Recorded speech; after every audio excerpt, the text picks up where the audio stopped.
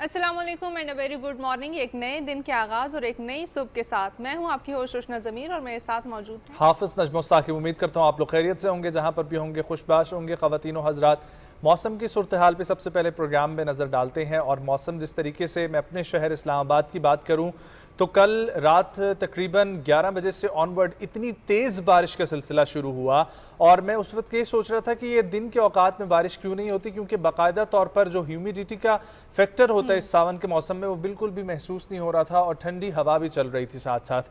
तो बहुत अच्छा लग रहा था बाहर इंजॉय भी करते हुए, अपनी बालकनी में बैठे हुए। लेकिन पूरे मुल्क की सूरत हाल का अगर हम जिक्र करें तो महकमा मौसमियात के मुताबिक बलोचिस्तान, सिंध, जनूबी पंजाब में अक्सर मकामात पर, जबकि कश्मीर, गिलगित बल्तिस्तान, इस्लामाबाद समेत बलाई पंजाब और खैबर पख्तूनख्वा में तेज़ हवाओं और गरज चमक के साथ मजीद बारिश का भी इम्कान है और ये बारिशों का सिलसिला जारी है।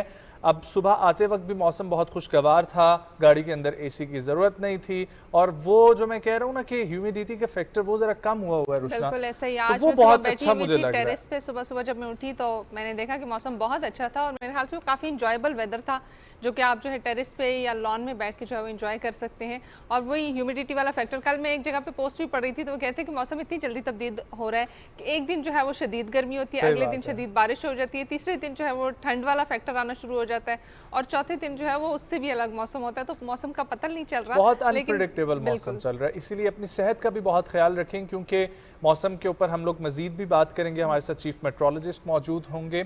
लेकिन उसके साथ साथ ये चीज़ कहना बहुत ज़रूरी है कि अपनी सेहत का बहुत ख्याल रखें, क्योंकि सिचुएशन ये हुई है, जिस भी हॉस्पिटल का विजिट करें आप, वहाँ पर इमरजेंसी वार्ड फुल हैं और डेंगू भी इस वक्त दोबारा से फैलना शुरू हो गया है। उसके तदारुक के लिए भी काम करें, लेकिन इसके साथ साथ गैस्ट्रो और डायरिया के प्रॉब्लम, फूड पॉइजनिंग के प्रॉब्लम बहुत ज़्यादा कॉमन है, हर घर में केसेस निकल रहे हैं। तो खाएं पिएं बहुत ही एहतियात से और बाहर का तो खाना बिल्कुल अवॉइड करें। इस पानी पीने का जो है ना वो इस्तेमाल बहुत ज़्यादा करें, लिक्विड्स का इस्तेमाल बहुत ज़्यादा करें, चाहे वो जूसेस की फॉर्म में हो चाहे सादा पानी हो, लेकिन ये बहुत ज़्यादा इस्तेमाल करें। ठीक है, हमारे साथ चीफ मेट्रोलॉजिस्ट डॉक्टर सरदार सरफराज मौजूद हैं। अस्सलाम वालेकुम डॉक्टर साहब, thank you so much for joining. Doctor साहब ये बताइएगा कि महकमा मौसमियात यानी कि आप लोगों के मुताबिक इस वक्त की सिचुएशन ये है कि मज़ीद बारिश की पेशगोई है मुल्क भर में, और कहीं पर मूसलाधार, कहीं पर गरज चमक के साथ तेज़ बारिश। तो सर आप बताएं कि क्या सिचुएशन आप देख रहे हैं और साथ ही साथ ह्यूमिडिटी इफेक्ट जो है वो बारिश जब होती है तो थोड़ा सा कम होते हुए नज़र आ रहा है। जी बहुत शुक्रिया जी। बिल्कुल ऐसे ही है, जो करंट मानसून स्पेल चल रहा है बड़ा एक्टिव एक तरह से और विगरस जिसे कहना चाहिए मानसून स्पेल है, और इसमें बहुत मूसलाधार बारिश हुई है पूरे सिंध भर में और ऊपर आपके ओकाड़ा में इसी तरह 143 और कसूर में 106 मिलीमीटर, और मतलब बेशतर जगहों पर बहुत अच्छी तेज़ बारिश हुई है। इसी तरह से जनूबी पंजाब के जो इलाके हैं, डीजी खान वगैरह, उधर भी 50 मिलीमीटर से ऊपर रिपोर्ट हुई है। केपी पूरे में वाइड स्प्रेड बारिश, और कश्मीर में, जीबी में, बलूचिस्तान के बेशतर एरियाज़ में, और सिंध तो पूरे में ही। तो ये स्पेल जो है शुमाली इलाकों में यानी पंजाब, केपी और कश्मीर वगैरह में तो अगले 4-5 दिन मज़ीद चलेगा, 29 या 30 तक जाएगा ये स्पेल, एक्सटेंड कर जाएगा 30 तक एटलीस्ट। और इधर जनूब में सिंध में और बलूचिस्तान में भी 26 या 27 तक, 27 के सुबह तक सिंध के खासकर सेंट्रल और अपर सिंध के जो डिस्ट्रिक्ट्स हैं उन तमाम में अच्छी तेज़ बारिश दोबारा से मुतवक्के है। और इसी तरह से बलूचिस्तान के जो मशरकी और शुमाल मशरकी अजला हैं या इलाके हैं वहाँ पर भी 27 और 28 तक जाता हुआ दिखाई देता है ये सिलसिला। तो ये अभी 2-3 दिन कहीं और कहीं 4-5 दिन चलता रहेगा ये सिलसिला तेज़ बारिशों का। सरफराज साहब, जिस तरह से आप पिछले हफ्ते भी देख रहे थे कि बहुत सारे इलाके जो हैं उनमें सैलाबी सूरत हाल जो है पैदा हो गई थी, तो आपको क्या लगता है कि आने वाले दिनों में भी कुछ इलाके ऐसे होंगे जो कि इस सूरत हाल का सामना करेंगे?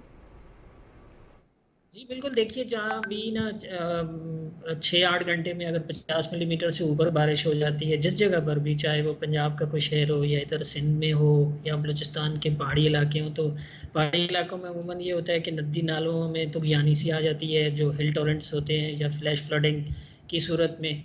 तो बलूचिस्तान के बेशतर इलाकों में यानी मशरकी जो एरियाज़ हैं, खुजदार डिस्ट्रिक्ट, लसबेला डिस्ट्रिक्ट, और इसी तरह से नीचे मकरान के भी कुछ इलाके, और केच डिस्ट्रिक्ट, अवरान और वाशुक उनका एक वो है, इसी तरह से उधर ज़ोब, बारखान वगैरह, इन तमाम एरियाज़ में अगले 3-4 दिन हेवी स्पेल मुतवक्की है, तो ज़ाहिर है फ्लैश फ्लडिंग भी हो सकती है। और वहाँ का पानी सिंध के जो वेस्टर्न डिस्ट्रिक्ट्स हैं, दादू और कंबर शदादकोट और जामशोरो, उन इलाकों में चूँकि उधर से बलूचिस्तान का पानी भी आ जाता है, तो वो भी ख़दशा है कि वो पानी भी इधर आने का।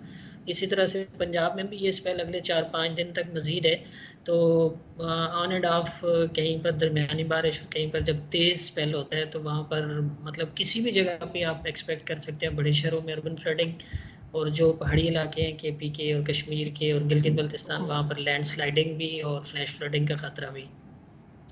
डॉक्टर साहब ये बताइएगा कि बड़ा अनप्रडिक्टेबल मौसम है। अभी हम जिक्र कर रहे थे कि हर बदलते दिन के साथ नया मौसम एक्सपीरियंस करने को मिलता है, और ये चीज़ भी एक्सपीरियंस करने को मिल रही है कि आज से तकरीबन 1 महीना पहले से ही आगाज़ हो गया था ह्यूमिडिटी फैक्टर का। जो हम मौसम अभी एक्सपीरियंस करते हैं सावन में, वो हम लोग कर रहे थे जुलाई के स्टार्ट में, जून के स्टार्ट में, और जून के दरमियान में भी ऐसा मौसम रहा। तो क्या वजह है डॉक्टर साहब कि ये इतना अनप्रडिक्टेबल मौसम इस दफ़ा क्यों है, और पूरी दुनिया में ही ये क्लाइमेट चेंज की वजह से है या कुछ और फैक्टर है? देखिए, जो एक्चुअली जब मानसूनल हवाओं का एक तरह से फ़्लो हमारे यहाँ सेट होता है ना, तो अरेबियन सी से मॉइस्चर जाता है, फिर बे ऑफ बंगाल से भी। आपको याद होगा कि प्री मानसून बारिशें जून के आखिरी हफ्ते में जाके शुरू हुई थी, 24 या 25 जून से शुरू हो गई थी। तो उससे कुछ अर्सा पहले एक तरह से फ़्लो सेट हो जाता है। जब जो मॉइस्ट एयर जैसे ही जाती है, तो ज़ाहिर है उसके साथ नमी बहुत ज़्यादा हो जाती है। तो वस्त जून के बाद जो है ना, उसमें अमूमन ये होता है हमारे इस खित्ते में या इस एरिया में कि वस्त जून के बाद हमारे यहाँ मॉइस्चर कंटेंट बहुत ज़्यादा हो जाता है, वजह से ह्यूमिडिटी बहुत ज़्यादा होती है। तो जब खुलकर बारिश होती है तो फिर कुछ रिलीफ मिलता है। लेकिन मानसून के सीज़न में ये होता है कि जब बारिश रुक जाती है, तो फिर ज़ाहिर है कि ह्यूमिडिटी ज़्यादा होने की वजह से हब्स की सी कैफियत होती है। बाकी ज़ाहिर है कि क्लाइमेट चेंज का भी कुछ ना कुछ कंट्रीब्यूशन इसमें ज़रूर है कि जो एक्सट्रीम इवेंट्स हैं, जैसे बहुत ज़्यादा बारिश बहुत थोड़े वक्त में हो जी, जाना, आपको मेरी जैसे आवाज़ आ हमने रही? देखा कि लाहौर और गिरदनवा में 3-4 स्पेल ऐसे हो चुके हैं कि 100 से 200 मिलीमीटर, 300 मिलीमीटर एक दिन में हो चुकी बारिश। तो इस तरह के इवेंट्स क्लाइमेट चेंज की वजह से अब उनकी फ्रिक्वेंसी पहले के मुकाबले में बढ़ गई है। यानी 20-30 साल पहले इस तरह के फ्रीक्वेंट इवेंट नहीं होते थे, कभी कोई खाल खाल हो जाता था, लेकिन अब ज़्यादा होने लगे हैं क्लाइमेट चेंज की वजह से।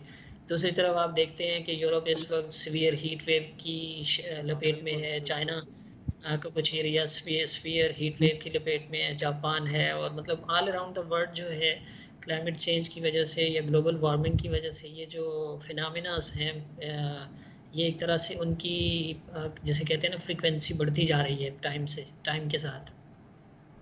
सरफराज साहब ये भी बताइएगा कि जिस तरह से आपने अभी थोड़ी देर पहले ही जिक्र किया कि ये मानसून का स्पेल जो है ये 29 जुलाई तक जारी रहेगा, इसके बाद मजीद कितने मानसून के स्पेल्स हमें देखने को मिलेंगे? देखिए, ये 29 या 30 और कुछ एरियाज़ में जो बिल्कुल शुमाली इलाका जाते हैं, केपी और कश्मीर जी भी, चूँकि वेस्टर्ली वेव भी इंटर हो जाती है पाकिस्तान की एक तरह से ना, ख़ासकर हमारे शुमाली इलाका जात की जो फीचर इस तरह से है कि भैया एक वक्त मानसून करंट्स भी आ रही होती हैं अरेबियन सी से भी, बे ऑफ बंगाल से भी, और फिर उधर से वेस्टर्ली वेव भी इंटर हो जाती है। तो इस तरह से ये 30 या 31 तक कुछ एरियाज़ में एक्सटेंड करेगा ये स्पेल। और उसके बाद फिर हो सकता है कि अगस्त के जो शुरू के दिन है, ख़ासकर 2 अगस्त के बाद या 3 अगस्त के बाद, तो एक आध हफ्ता कुछ लग रहा है कि इस ये जो शिद्दत का स्पेल चल रहा है इसमें कमी आ जाएगी। इक्का दुक्का जगहों पर तो बारिश होगी, हल्के फुल्के स्पेल रहेगा, लेकिन ये कि ये शिद्दत का स्पेल सबसाइड कर जाएगा। तो फिर जून का इसका अगस्त का जो पहला हफ्ता है, यानी पहले 2-3 दिन छोड़कर आगे के जो दिन होंगे उसमें कुछ ब्रेक आएगा इस मानसून में। तो एटलीस्ट दो स्पेल अगस्त में भी हम एक्सपेक्ट कर सकते हैं इसी तरह के। ठीक, बहुत शुक्रिया डॉक्टर सरदार सरफराज, चीफ मेट्रोलॉजिस्ट हमारे साथ मौजूद थे और बता रहे थे कि मुल्क भर में बारिशों का मज़ीद भी इम्कान है। महकमा मौसमियात ने एडवाइज़री भी जारी कर दी है। तो अगर आप लोग कहीं पर ट्रैवल कर रहे हैं तो बहुत एहतियात सुकून के साथ करें और वहाँ पर कोशिश करें ऐसी जगहों पर ट्रैवल करने की जहाँ पर आपको उस जगह के हवाले से पहले से आप अवेयर हों, या आपके वहाँ पर रिश्तेदार या दोस्त अहबाब मौजूद हों, ताकि खुदा न खास्ता कोई भी नागहानी सूरत हाल अगर होती है तो वहाँ पर आप महफूज मकामात पर मुंतकिल हो सकें, या एटलीस्ट आप जगह के बारे में जानते हों। एग्जैक्टली, और अपनी हर चीज़ जो है वो प्लान करके वेदर के अकॉर्डिंग। बहुत सारे लोग जो हैं वो जाते हैं तो उनको आइडिया नहीं होता कि आगे हमें किस किस्म का मौसम जो है वो देखने को मिलेगा। तो अपनी सारी चीज़ें जो है वो वेदर फोरकास्ट के अकॉर्डिंग जो है वो आप प्लान करें और उसके बाद जो है आप अपना विजिट करें, ताकि आपका विजिट जो है वो एक खुशगवार विजिट के तौर पर जो है वो आपके सामने आए। बिल्कुल। इसके अलावा बात करेंगे, हम थोड़ी ही देर पहले डाइट की बात करें थे, खुराक की बात करें थे, तो इस हवाले से हमने कल भी एक खबर शामिल की थी प्रोग्राम में और इस हवाले से हमने डिस्कशन भी की थी कि बहुत सारे लोग कैलोरी कॉन्शियस होते हैं और वज़ीर आज़म ने उसके लिए बहुत ही अच्छा इनिशिएटिव लिया कि डिफरेंट जो रेस्टोरेंट्स हैं उनमें आपको कैलोरीज काउंट जो है वो मिलेगा। सेहतमंद ग़ज़ा तंदुरुस्ती सदा के नाम से जी ये इजरा किया गया है। अब ये होगा इस तरीके से, जिस तरीके से आप देख रहे हैं वज़ीर आज़म का ये ट्वीट भी कि स्ट्रेटेजिक रिफॉर्म्स के तहत वज़ीर आज़म ने ये किया है और 14 अगस्त से मुल्क भर में सार्फिन को कैलोरी की मिकदार से आगाह करने और सेहतमंद ग़िज़ा को फ़रोग़ देने के लिए ये आगाही मुहिम का आगाज़ कर रही है हुकूमत पाकिस्तान। अब इस तमाम तर सूरत हाल से रिलेटेड हम लोग गुफ्तगू भी करेंगे, लेकिन इसका जो मकसद है वो ये है कि सेहतमंद माहौल को और साफ़ सुथरी ग़िज़ा को फ़रोग़ दिया जा सके और जो हमारा हक़ है हर शहरी का जानने का कि जो वो खा रहा है उसके अंदर कितनी कैलोरीज या कितनी सेहतमंद अज्जा मौजूद हैं और उसके क्या क्या इफ़ेक्ट्स हैं बॉडी के ऊपर, वो तमाम तर जानने के लिए वज़ीर आज़म ने ये इनिशिएटिव लिया। हमारे साथ गुफ्तगू करने के लिए इसी के ऊपर मौजूद हैं वज़ीर आज़म के स्ट्रेटजिक रिफॉर्म्स एंड अमल दरामद यूनिट के सरबराह जनाब सलमान सूफ़ी साहब। अस्सलाम वालेकुम सलमान साहब, बहुत शुक्रिया वक्त निकालने के लिए। उम्मीद करता हूँ आप खैरियत से होंगे। सलमान साहब, बहुत अच्छा इनिशिएटिव और यकीनी तौर पर ज़रूरत भी थी, जब आजकल ख़ास तौर पे जितने केसेस आ रहे हैं डायरिया और गैस्ट्रो के और सेहतमंद अज्जा खाने की, सेहतमंद अज्जा हर शहरी का हक़ जो है वहाँ तक पहुँचाने की ज़रूरत है। तो सर ये इनिशिएटिव लिया गया, आगाज़ कैसे होगा और 14 अगस्त से सुनने में आ रहा है इसको शुरू किया जाएगा? जी बहुत शुक्रिया। जिस तरह आपने अभी बताया भी अपने प्रियम्बल में कि अनफॉर्चुनेटली जो सिचुएशन है वो कुछ इस तरह होती है कि आप अगर घर में भी खाना खाएं, आप रेस्टोरेंट्स में खाना खाएं, लेकिन हम में से मेरे ख्याल में कोई 1% या 2% लोग होंगे जिनको ये पता होगा कि वो जो खा रहे हैं उसके अंदर क्या चीज़ शामिल है, उसके अंदर क्या अज्जा हैं और ख़ास तौर पे उसकी वैल्यू क्या है, न्यूट्रिशनल वैल्यू। हम में से बहुत से लोग, हमारे जो सिटीजन्स हैं, उनको आज तक अनफॉर्चुनेटली अवेयरनेस नहीं दी गई कि आपकी जिस्म की एक रिक्वायरमेंट है सर्टेन, जिसको आपने फॉलो करना है, कि आप पे ये आज़ादी नहीं है कि आप, यानी कि डॉक्टर्स की तरफ से ये आज़ादी नहीं है कि आप जितना मर्जी खा सकें। यानी कि हमारे यहाँ एक तरह से ज़्यादा खाने को एक तरह का फ़ख्र की चीज़ समझा जाता है अनफॉर्चुनेटली, और अगर आप कम खाएं तो वो समझा जाता है जी या आप कमज़ोर हो जाएंगे या आप इस वक्त सेहतमंद नहीं है, जो कि एक बहुत गलत एक चीज़ है कि जिसकी वजह से हमारे मुल्क में बीमारियां फैल रही हैं। क्योंकि हर चीज़ की एक लिमिट होती है, आपके जिस्म की एक लिमिट है, और अगर आप उसमें उसकी लिमिट से ज़्यादा उस पे बोझ डालेंगे तो वो फिर उसका रिजल्ट यही होगा कि जो आपको दिल की बीमारियां हो जाएंगी, ज़ियाबतीस हो जाएगी, आपकी किडनीज अफेक्ट होंगी and so on and so fourth. तो इस इनिशिएटिव का जो मकसद है कि हमारी आवाम को अवेयरनेस दी जाए कि आपके जिस्म की एक डेली की रिक्वायरमेंट क्या है, और उसको अमल करने के लिए एक अवेयरनेस कैंपेन जो है, जो रेस्टोरेंट से और मैन्युफैक्चरिंग कंपनी से शुरू की जा रही है, कि आप कभी भी बाहर खाने जाएं, या वो चाहे आप ढाबे में जा रहे हैं, चाहे आप रेस्टोरेंट्स में जा रहे हैं, आप किसी भी होटल में 5 स्टार में जा रहे हैं या किसी फास्ट फूड चेन में जा रहे हैं, तो जब आप कुछ चीज़ ऑर्डर करें तो उसके सामने आपको पता हो कि ये जो चीज़ आप ऑर्डर करने लगे हैं, इससे आपकी दिन की कितनी रिक्वायरमेंट जो है वो पूरी हो रही है।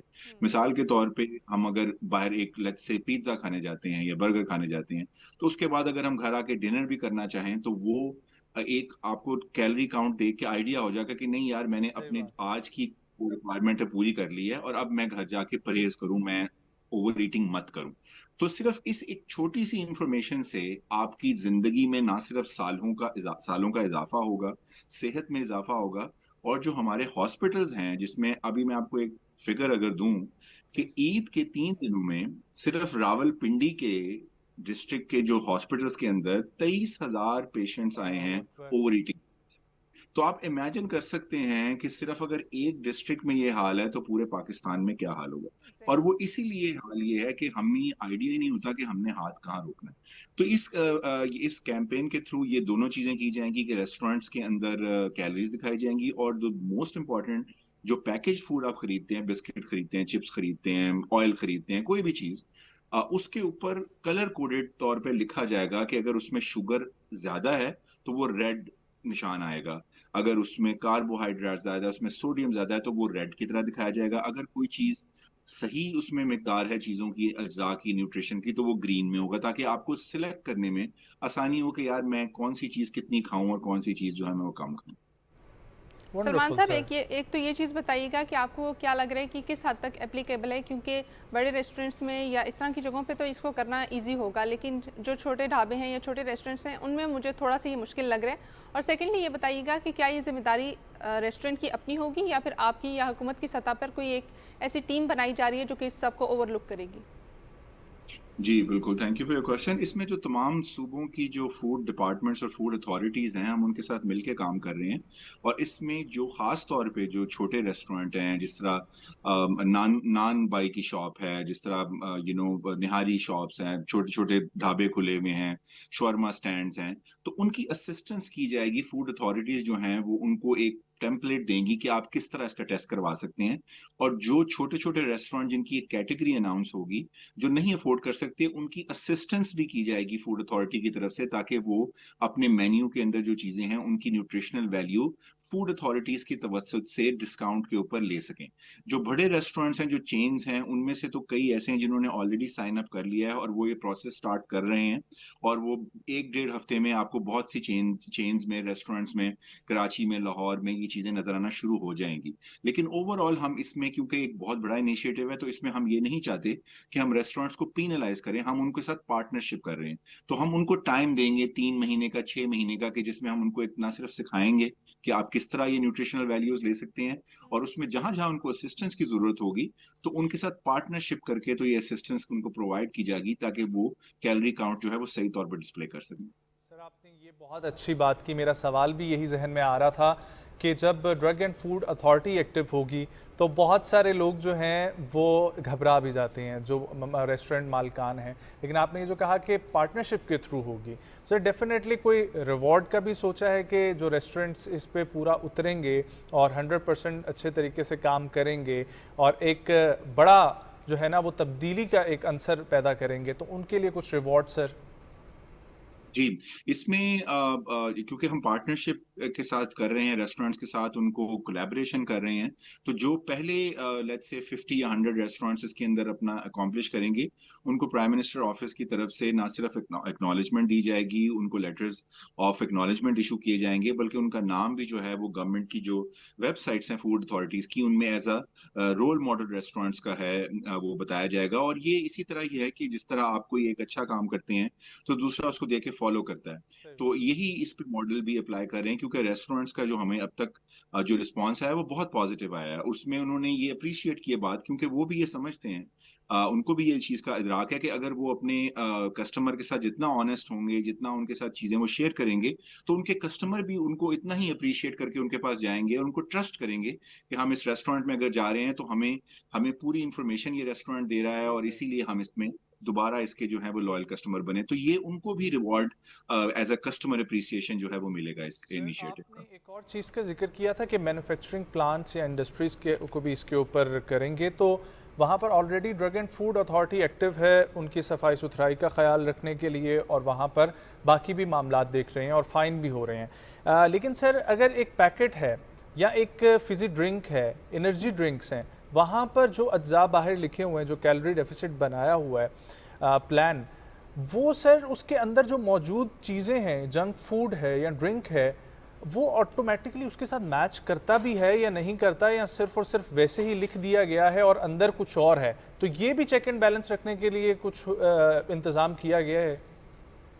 नहीं, ये तो बहुत बड़ा क्राइम है कि अगर न्यूट्रिशन फैक्ट गलत लिखे गए हैं उसके ऊपर, और वो मेजॉरिटी जो अच्छी कंपनीज हैं वो ऐसा बिल्कुल नहीं करती। फूड अथॉरिटीज जो हैं वो उनके साथ इस पे बाकायदा चेक रखती हैं, और उसका बाकायदा फूड अथॉरिटीज की लेबोरेटरी में चेक होता है रैंडम। और अगर कहीं पे कोई गलती होती है तो वो उनको बाकायदा फाइन किया जाता है। और अगर कोई जानबूझ के गलत इन्फॉर्मेशन लिखता है तो इसकी ना सिर्फ कैद है, बल्कि इसका बहुत हैवी जुर्माना भी है। तो इसीलिए और इसमें जो एक पॉइंट जो है वो नोट करने का ये है कि क्योंकि मेजॉरिटी लोग जब वो पढ़ते भी हैं तो उसको समझना हर इंसान के लिए नहीं, हर आसान बस की नहीं है बात नहीं है। कि भाई उसमें कितने परसेंटेज है। और वो इसीलिए कलर कोडेड जो सिस्टम है वो WHO ने इंट्रोड्यूस करवाया है। तो हम WHO की गाइडलाइंस के हिसाब से, क्योंकि हर इंसान को पता है रेड का मतलब है डेंजर, यस। ग्रीन का मतलब है उसको कि भाई ये ठीक है, तो हम कलर कोडेड सिस्टम की तरफ जा रहे हैं ताकि लोगों को सिलेक्ट करने में आसानी हो कि कौन सी चीज़ है उनके लिए बेहतर है और कौन सी चीज़ जो है वो उनकी सेहत के लिए नुकसानदेह है। सलमान साहब, जिस तरह से आप जिक्र कर रहे हैं कि होटल्स के साथ जो है वो कोलैबोरेशंस होगी या रेस्टोरेंट्स के साथ कोलैबोरेशन होगी, इसके साथ आपने कहा कि फूड अथॉरिटी भी इसमें काम कर रही है। क्या डिफरेंट न्यूट्रिशनिस्ट जो है या फिर जो डाइट प्लानर्स हैं उनके साथ भी इसमें कोलैबोरेशन हो रही है या नहीं? जी, जो फूड अथॉरिटीज़ हैं, जैसे सिंध की, पंजाब की, केपी की, बलूचिस्तान की जो फूड डिपार्टमेंट है, ये सब इनके पैनल्स पे न्यूट्रिशनिस्ट जो हैं वो अवेलेबल होते हैं और वही हमारे साथ हमारी हर हफ्ते इसमें फ़ॉलो अप मीटिंग होती है जिसमें जो डायरेक्टर जनरल्स हैं पंजाब फूड अथॉरिटी के, सिंध फूड अथॉरिटी के, केपी के जो हैं, वो सब इसमें शामिल होते हैं और वो अपनी-अपनी अपडेट देते हैं कि उनकी किस-किस रेस्टोरेंट एसोसिएशन के साथ मीटिंग हुई। जो न्यूट्रिशनिस्ट उनके बोर्ड पे हैं, वो अपनी राय देते हैं। फिर इसके अलावा जो एक और इनिशिएटिव है 2% ट्रांस फैट एसिड में जो चीज़ों में मौजूद है, उसको हम लिमिट कर रहे हैं 2% तक ताकि पर 100 ग्राम, ताकि उसका मकसद ये है कि trans fat acid is very bad for your heart अगर उसको एक्सेस में खाया जाए। तो अब जो भी मैन्युफैक्चरिंग में चीज़ें प्रोडक्ट्स आती हैं, हम उनकी इंडस्ट्रीज़ के साथ इस पे काम कर रहे हैं कि वो उनकी तमाम प्रोडक्ट्स के अंदर 2% से ज़्यादा ट्रांस फैट एसिड ना हो। तो इसका जो नतीजा है, इसका जो रिजल्ट है प्राइम मिनिस्टर के इस प्रोजेक्ट का, वो आपको 5 से 10 साल में नज़र आएगा हाँ, इसी तरह कि नज़र अगर आएगा। इसको अच्छी तरीके से इम्प्लीमेंट कर दिया जाए, तो आप you will visibly be able to see कि लोगों जो गैस्ट्रो तो चलो एक वबाई मर्ज़ है, लाइक पेट की बीमारियाँ या दिल की बीमारियाँ या शुगर की बीमारियाँ, उसमें एक वाज़ेह कमी आपको नज़र आएगी क्योंकि ये सब कुछ आपकी खुराक, जितना आप अंदर गलत चीज़ें इस्तेमाल करेंगे, उतना ही आपकी बॉडी रिस्पॉन्ड करेगी। तो ये बिल्कुल। अगर हमारी कौम अच्छे तरीके से इसको इम्प्लीमेंट कर ले वज़ीर आज़म के इस विज़न को, तो ये इसमें फ़ायदा ही फ़ायदा है, इसमें कोई किसी किस्म का कोई नुकसान नहीं। सर, हमारे यहाँ पर शहरियों को एतमाद देने की बहुत ज़रूरत होती है जो स्टेट की तरफ से दिया जा रहा है, एतमाद के सवाल करें जाकर। लेकिन सर, इसमें दो चीज़ें आती हैं। एक तो ये कि हमें अवेयरनेस भी होनी चाहिए इन तमाम चीज़ों की, और अवेयरनेस शायद जो शहरों में बैठे हुए लोग हैं वो फिर भी कर लें, लेकिन जो फार फ्लंग एरियाज़ के लोग हैं उनको अवेयरनेस देना कितना ज़रूरी है, क्योंकि जब तक वो खुद जाकर अपनी सेहत का ख्याल रखने के लिए सवाल नहीं करेंगे तो उन्हें कोई भी आगे से नहीं बताएगा। तो सर, एक तो ये अवेयरनेस के हवाले से ज़रा गाइड कर दीजिएगा, और दूसरी चीज़ सर, बेकरी आइटम्स जो होते हैं, और अच्छी से अच्छी आप बेकरी का विज़िट करते हैं, वहाँ पर आप बिस्किट्स की तरफ जाएं, केक की तरफ जाएं या स्वीट की तरफ जाएं, कहीं पर भी कैलोरीज का कोई नामो निशान ही नहीं है। तो क्या वहाँ पर भी ये सवाल लागू होते हैं और वो भी जवाबदेह हैं इसके? जी, बिल्कुल, जो फार फ्लंग एरियाज़ की आपने बात की है, तो ये अवेयरनेस कैंपेन इसीलिए लॉन्च की जा रही है कि इसके 2 रुख हैं। एक तो रेस्टोरेंट्स और बेकरीज़ और इन सब के साथ इंडस्ट्रीज़ के साथ काम करना, और दूसरा अवाम में अवेयरनेस फैलाना, जो कि 14 अगस्त से फूड अथॉरिटीज़ करना शुरू कर देंगी। उसमें मुख्तलिफ़ किस्म की कैंपेन्स होंगी, सोशल मीडिया पे कैंपेन होगी, टिकटॉक, फेसबुक, आपके जो इंस्टाग्राम, उसके अलावा जो टीवी के ऊपर कैंपेन होगी, जिस तरह आप शो कर रहे हैं, आप अवेयरनेस फैला रहे हैं, इस तरह के शोज़ होंगे जिसमें फूड अथॉरिटीज़ के लोग जो हैं वो जाके तो बताएँगे, न्यूट्रिशनिस्ट जाके बताएँगे अपनी सारी इन्फॉर्मेशन। फिर इंडस्ट्रीज़ इसमें हमारे साथ बहुत कोऑपरेट कर रही हैं, वो अपने तौर पे कैंपेन्स लॉन्च कर रही हैं अपने कस्टमर्स के लिए। तो ये एक ऐसा चीज़ है जो कि एक दिन में करने वाली नहीं है, ये सही बात। काफ़ी लंबी चलेगी, क्योंकि ये अवेयरनेस फैलाना बहुत एक जिसे कहते हैं ना, एक कम्बरसम काम है। तो ये इंशाअल्लाह अवेयरनेस कैंपेन चलती रहेगी। और जो बेकरीज़ का आपने ज़िक्र किया, तो वो बिल्कुल इसमें शामिल हैं। ये इसमें सब जो भी फूड आउटलेट पाकिस्तान में काम करेगा, जो भी फूड आउटलेट पाकिस्तान में कोई चीज़ बेचेगा, ये तमाम पे ये लागू होगा कि वो अपनी कैलोरीज़ अपने कस्टमर्स को बताएँ, ताकि कस्टमर जो खरीदे, और ना सिर्फ कैलोरीज़ बल्कि अज्जा, कि अगर आप एक पैटीज़ खरीद रहे हैं, आप केक खरीद रहे हैं, तो उसकी पैकेजिंग पे या उसके आपके वहाँ पे जो बोर्ड लगा हुआ है, आप उस पे लिखा हो कि भई इसमें क्या चीज़ शामिल है, ये अंडे से बना है, ये दूध से बना है, इसमें क्योंकि कई लोग हैं, वो एलर्जिक है चीज़ों के। कई लोग जो शुगर नहीं खा सकते, तो वो उसमें तो उसमें अगर आपने कोई आर्टिफिशियल स्वीटनर डाला है, तो वो भी आपको अवाम को बताना चाहिए कि भई इसमें क्या चीज़ आपने यूज़ की है इसको मीठा रखने के लिए। तो ये क्योंकि अवाम का हक है इस चीज़ को जानना, ये कोई अवाम के ऊपर एहसान नहीं है, वो सही पैसे दे बात के है। चीज़ खरीद रहे हैं। तो उनको पता होना चाहिए कि उसके अंदर क्या चीज़ है। तो ये इसीलिए ये तमाम लोग इसके अंदर आएंगे, इस कैंपेन के अंदर, कि जो किसी भी किस्म का फूड पाकिस्तान में सेल करते हैं। सर, कोई भी प्रोजेक्ट जब हम शुरू करते हैं तो उसमें कुछ ना कुछ लिमिटेशंस भी होती हैं। आपको क्या लगता है कि ये जो सिलसिला है, इसमें आपको क्या लिमिटेशंस देखने को मिलेंगी? लिमिटेशन इसमें ये अवेयरनेस की सबसे बड़ी है कि अवेयरनेस लोगों को समझने में ऑब्वियसली टाइम लगेगा, फिर अडॉप्ट करने में टाइम लगेगा, क्योंकि अभी तो आप अगर, जिस तरह मैं अब छोटी सी मिसाल दूं, आप किसी नान की दुकान पे भी जाएं तो वहां पे आप अगर देखें कि एक नान के अंदर 220 कैलोरीज लिखी हुई हैं, तो जो शख्स पहले 2 या 3 रोटियां अपने लिए खरीदता था या 2-3 नान खरीदता था, तो वो सोचेगा कि भाई मैं अगर, मेरे लिए ये मेरी सेहत के लिए बेहतर नहीं है तो मैं एक खा लूं या डेढ़ खा लूं। तो वो उस चीज उस जहन तक पहुंचने के लिए हमें टाइम लगेगा, क्योंकि मुआशरे की जो जहन साजी होती है उसमें टाइम लगता है इन चीज़ों के अंदर, खासतौर पर पॉजिटिव चीज़ों में। तो ये एक लिमिटेशन है, लेकिन जिस पे अगर कॉन्स्टेंटली हम काम करते रहेंगे और कॉन्स्टेंटली बात करते रहेंगे, तो अगर आप इसमें देखिए, मैं तो इसमें मेरा एक सिंपल पॉइंट ऑफ व्यू है कि अगर इसमें आप एक भी शख्स को कन्विंस कर सकें कि जो अपने खाने पीने की आदतों को बेहतर कर सके इस कैंपेन के थ्रू, तो वो भी आपकी सक्सेस है। तो क्योंकि वो एक करेगा, उसको देखते देखते उसके घर वाले फॉलो करेंगे, उनको देखते देखते उनके दोस्त अहबाब, उनकी फैमिली तक ये बात जाएगी, और उसको टाइम लगेगा, लेकिन वो जब टाइम इंशाअल्लाह कंप्लीट होगा और लोगों में ये अवेयरनेस डेवलप हो जाएगी, तो ये आपका मुआशरा जो है वो बहुत सेहतमंद हो जाएगा। सर, एक आखिरी सवाल, और वो है प्लास्टिक से रिलेटेड। बहुत सारी ऐसी अशिया का हम इस्तेमाल करते हैं जो खुले तौर पर मिलती हैं, या आपने नान का भी इस्तेमाल जिस तरह से कहा, तो गर्म चीज़ों की वजह से भी प्लास्टिक को इफ़ेक्ट होता है, और वैसे भी हीट इतनी ज़्यादा है कि कुछ भी चीज़ अगर प्लास्टिक के अंदर मौजूद है तो उसके केमिकल्स तो मिक्स होंगे। तो सर, प्लास्टिक के हवाले से कुछ अगर इसके तदारुक के लिए या इसके ऊपर कोई काम चल रहा हो तो उससे भी आगाह करें प्लीज़। जी बिल्कुल, हमारी जो क्लाइमेट चेंज की मिनिस्टर हैं मैडम शहरी रहमान, उन्होंने इस पे बहुत काम किया है, और वो अभी भी कॉन्स्टेंटली इस पे कर रही हैं प्लास्टिक के ऊपर, और ख़ास तौर पे जो फूड ग्रेड प्लास्टिक, और कि जो प्लास्टिक, इस तरह आपने बताया कि कि इट्स नॉट, ये सिर्फ इंसान की सेहत के लिए नहीं, ये एनवायरनमेंट के लिए भी इसका बहुत एक इम्पैक्ट है। तो इस पे काम बिल्कुल चल रहा है। इसकी डिटेल्स मुझे इतनी नहीं पता, क्योंकि वो मैडम इस पे काम कर रही हैं, लेकिन आई एम श्योर कि there is a lot of progress which has already been made, और I am shall be happy to share it with you अगर आप उनको इनवाइट करेंगे। बहुत शुक्रिया सलमान सूफ़ी साहब आपके वक्त के लिए, एंड आई होप कि आपका मिशन जो है और वज़ीर आज़म का जो विज़न है वो पाकिस्तान में लागू होगा। और जिस तरीके से आपने ये मेंशन किया कि हमें अवेयरनेस होगी कि हमने क्या खाना है और कितनी कैलोरीज लेनी है डेली, तो उससे हमारी वो जितने भी मोटापे के मसाइल और फिर मोटापे की वजह से आगे बीमारियां और सेहत के मसाइल आते हैं वो तमाम तर कम हो जाएंगे। तो बहुत अच्छा इनिशिएटिव है। आगे बढ़ेंगे और जिक्र करेंगे अगले टॉपिक की तरफ, लेकिन उससे पहले शामिल करते हैं ब्रेक से वापस आएंगे, कंटिन्यू करेंगे हमारे साथ।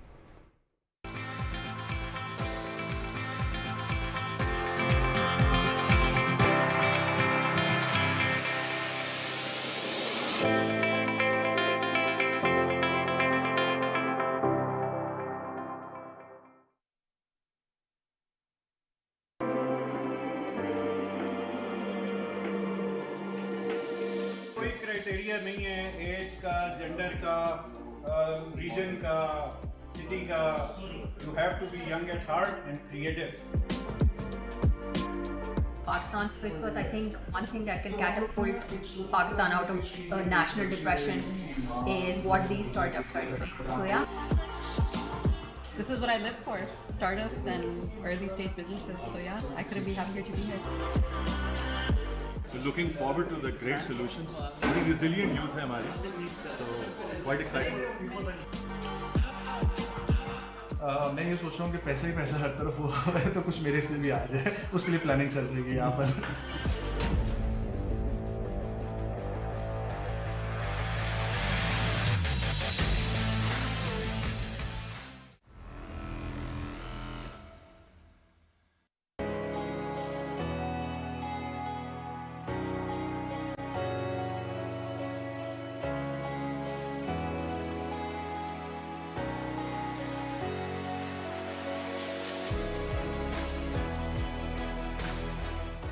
You can turn up these lights to kind of show a sudden change of lighting. BTV Academy पे हम आपको यही सिखाएंगे कि ड्रामे का मेकअप कैसा होता है, फिल्म का मेकअप कैसा होता है, और कमर्शियल्स में जो मेकअप होता है वो कैसा होता है।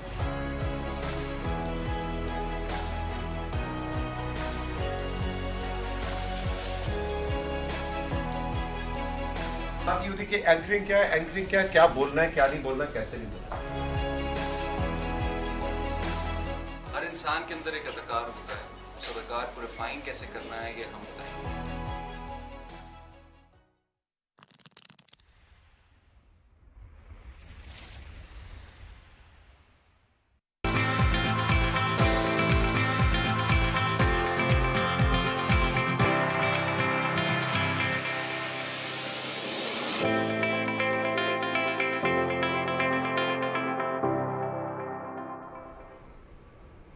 जब हम बात करेंगे ख़वातीन के टैलेंट की, और मेरे ख्याल से अब कोई भी ऐसा मैदान नहीं रहा जिसमें ख़वातीन जो है वो पेश ना हो, और इस तरह के मुख्तलिफ जो है वो शोबे शुरू हो गए हैं कि मैं ख़ुद हैरान होती हूँ कि ख़वातीन भी ये काम कर सकती हैं जो कभी मैस्कुलिनिटी के साथ या सिर्फ मर्दों के साथ एसोसिएट होते थे, अब वो जो है वो सारे काम जो है वो ख़वातीन भी करने लगी हैं। तो आज भी हमारे बहुत तब्दीली आ चुकी है, और जिस तरीके से पहले भी हम अपने प्रोग्राम में शिरकत करवा चुके हैं, ऐसी ही 2 ख़वातीन को जो वुड कार्विंग और उसके साथ साथ फर्नीचर रिवैम्पिंग से मुंसलिक थी और उस शोबे में अपना बिजनेस भी कर रही थी और बड़े लोगों को इंस्पायर कर रही थी। इसी तरीके से आज भी हमारे पास 2 ऐसी शख्सियात मौजूद हैं जो बहनें हैं। एक्चुअली तो ये 4 बहनों की टीम है जो ये काम कर रही है, खूबसूरत सा जो आप लोग इस वक्त टीवी स्क्रीन पर देख रहे हैं वुड क्राफ्टिंग के हवाले से।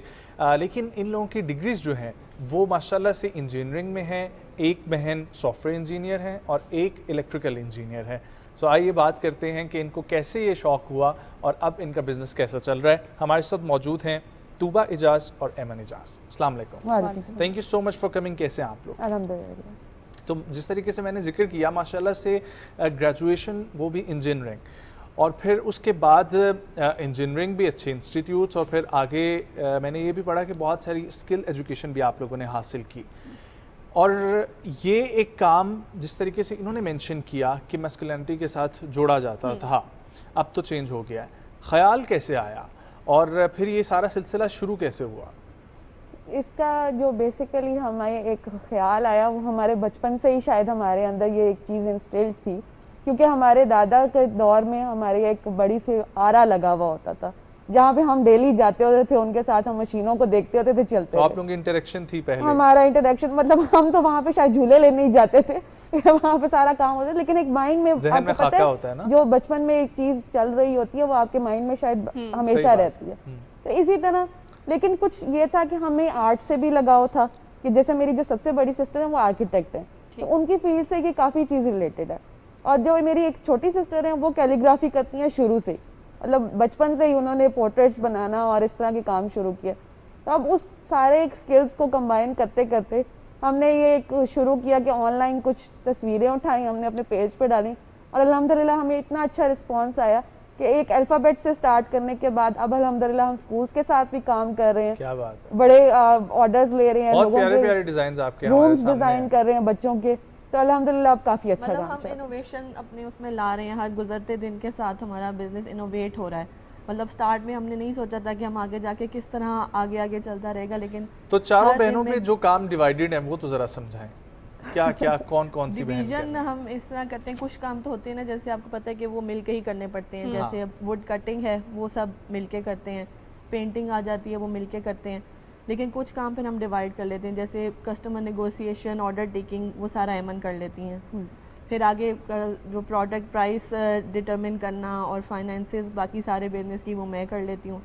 बाकी जो बेसिक डिज़ाइन सारा करना होता है, पहले कंप्यूटर फाइल जनरेट होती है, जो भी ऑर्डर आता है उसकी पहले कंप्यूटर फाइल जनरेट होती है डिज़ाइन की, वो हमारी बड़ी सिस्टर हाजरा है वो करती है, जो आर्किटेक्ट है। और उसके बाद जो बहुत सारी डिटेल्ड पेंटिंग होती है वो दूसरी आर्टिस्ट सबसे छोटी बहन जो है वो करती हैं। एमन ये भी बताइएगा कि आपने किस तरीके से जो है इसको मोल्ड करना शुरू किया, कि मतलब या तो आपके फादर की वो लेगेसी जो है वो कंटिन्यू चल रही थी, या आप लोगों ने कहीं और से भी इसको सीखा और उसको बीच में ऐड ऑन किया? एक्चुअली इस तरह से है कि ये बात है कि इंटरनेट पे अगर आप देखें इस टाइम पे तो बाहर बहुत सारी खवातीन इस चीज़ को लेके चल रही हैं। तो उन्होंने अब्रॉड में उन्होंने अपने एक गैराजेस में इतनी बड़ी बड़ी वर्कशॉप्स बनाई हुई हैं कि बंदा उसको देख के कहता है कि हम भी ऐसा ही घर बना लें जहाँ पे हम इतनी बड़ी वर्कशॉप बनाएं और उसमें हम काम करें। उसमें एक लड़की होगी जो सब काम कर रही है। तो हमारे भी ये इंस्पिरेशन थी, और मुझे लगता था कि मैं अकेले शायद ये चीज़ नहीं कर सकती हूँ। आइडिया मैं लेके आई, मैंने इसी तरह इंटरनेट से कुछ लोगों को फॉलो किया हुआ था, मैंने कहा चलो शुरू करते हैं, कि इसी तरह एक अल्फ़ाबेट लगाया और फिर इसी तरह आगे। उस वक्त आप इवन बिलीव करें कि हमारे पास एक ड्रिल भी नहीं थी काम करवाने के लिए। ठीक है, लेकिन तो वो ये आहिस्ता आहिस्ता इजाफा होता गया आहिस्ता मशीन आहिस्ता से। इस चीज़ हम को शुरू करने के लिए ना आपकी फैमिली सपोर्ट बहुत ज़रूरी है कि आप अपने घर में ही अगर ये सेटअप लगाना चाहते हैं, तो अगर जब तक आपकी फैमिली आपको सपोर्ट नहीं करती तो तो आप फादर इस को चीज़- कैसा लगा? ऑब्वियसली उनका तो एक बड़ी इमोशनल अटैचमेंट भी होगी इस तमाम सिलसिले के फादर साथ। ने हमारे हमेशा हमें इस चीज़ में सपोर्ट किया कि आप ठीक, पहले तो हमने उनको बताया तो उन्होंने कहा कैसे करोगे, तो लेकिन ये है कि he always had faith in us कि हम कर सकते हैं। तो फिर जब हमने स्टार्ट किया तो अभी भी हमें स्टेप बाय स्टेप बहुत सी चीज़ों में गाइडेंस होती है, हम साथ साथ लेते रहते हैं।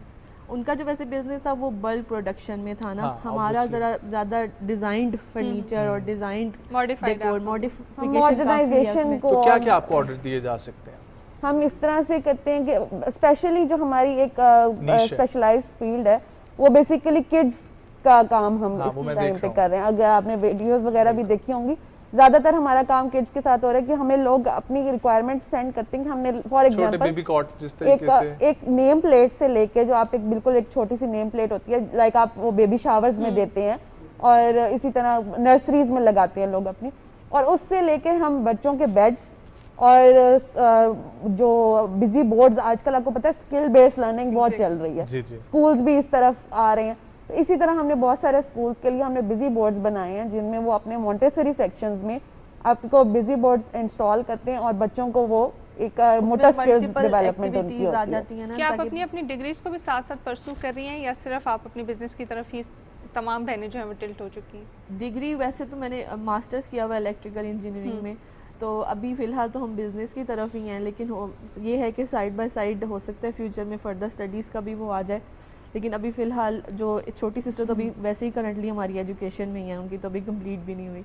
तो आप लोगों को कभी साथ जो है वो काम करने वाले लोगों की ज़रूरत नहीं पड़ी हमेशा से खुद ही, या वो भी शामिल कर रहे हैं आप लोग? एक्चुअली ये होता है कि हम जिस तरह सारी सिस्टर्स हैं, तो एक हमें सबसे बड़ा बेनिफिट ये है कि एक तो हमारे बच्चे हैं साथ, तो हम घर में काम करते हैं और अपनी मर्जी के हिसाब से काम करते हैं। लाइक मेरा अगर दिल करे कि मैं रात को 12 बजे कोई काम कर लूँ तो मैं वो जाके कर लूँगी, और किसी का दिल करेगा कि सुबह 9 बजे उसने काम करना है तो वो 9 बजे कर लेगा। और बड़ी फ्लेक्सिबल सी टाइमिंग है, बड़ा हमारा पोर्टेबल सा सिस्टम है।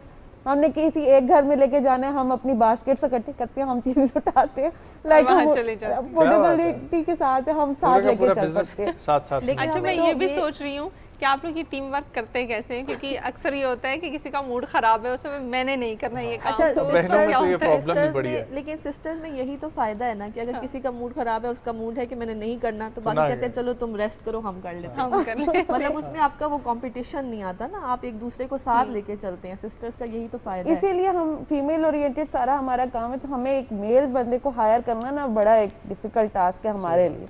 तो इसीलिए हमारे माइंड में एक ये भी है कि इन फ्यूचर अगर हम किसी को हायर भी करेंगे तो हम एक ऐसी फीमेल को ट्रेन करेंगे जो हमारे साथ काम कर सकें। लाइक अगर आप अभी अपने सराउंडिंग में देखें तो फीमेल्स आपको इस चीज़ में ट्रेंड नहीं मिलती हैं, उनको नहीं पता आइडिया होता। हम चाह रहे हैं कि हम थोड़ी सी वर्कशॉप्स अरेंज कराएं ना, जैसे 2 days वर्कशॉप, 1 week वर्कशॉप, जिसमें थोड़ा सा बेसिक नॉलेज बंदा देता है लोगों को। 2 इस्लामाबाद में और ख़वातीन हैं जिस तरीके से मैंने जिक्र किया ना, तो मुझे बहुत अच्छा लगा कि आप लोग यहाँ पर आए भी हैं और इस तरीके से काम कर रहे हैं। और अगर आप लोग सब मिलकर एक जॉइंट वेंचर कर लें तो डेफिनेटली बहुत जो है वो आप लोगों का इसमें आगे बढ़ने का है। मुझे ये बताइएगा कि मुख्तलिफ स्कूल्स के साथ जो आप लोग काम कर रहे हैं, तो स्कूल्स को खुद अप्रोच कर रहे हैं आप लोग या स्कूल्स आप तक अप्रोच लेकर पहुँच रहे हैं?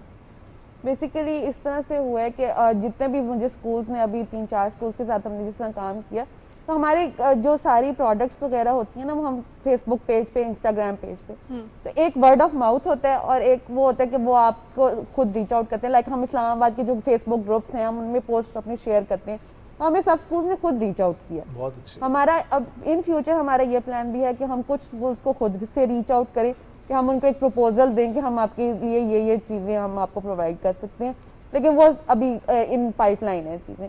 लेकिन वो लोग हमें एक रिक्वायरमेंट देते हैं कि ये हमें इस तरह की कोई वेग सी चीज़ चाहिए। बेसिक काम तो अपने पेजेस पे लगाते हैं ना, फिर depending on the customer requirement हम उस चीज़ को मोल्ड कर लेते हैं। हम बिल्कुल स्क्रैच से नया डिज़ाइन भी बना लेते हैं। जब आप कस्टमर से निगोशिएट करते हैं तो उनकी रिक्वायरमेंट के मुताबिक हम बिल्कुल नई चीज़ भी डिज़ाइन कर लेते हैं। अभी तक का सबसे बड़ा या सबसे मुश्किल प्रोजेक्ट कौन सा था?